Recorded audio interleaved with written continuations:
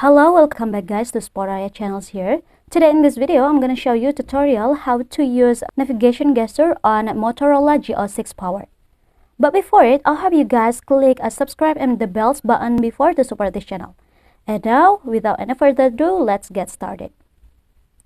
First thing first that you have to do here, you just have to open the settings, and as you can see here, I use the buttons navigations guys. So if you want to change it, you just have to scroll it down at the settings page, and you just have to find the gestures button here.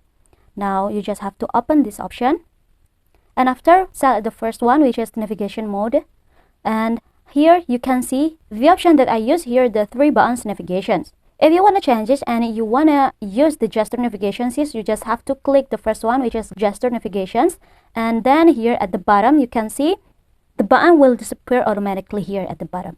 And now to save it, you just have to close the page like this and it will be saved automatically. And yeah, I think it's enough for today from this video. Don't forget to like and comments below. I'll see you soon in the next one. Goodbye.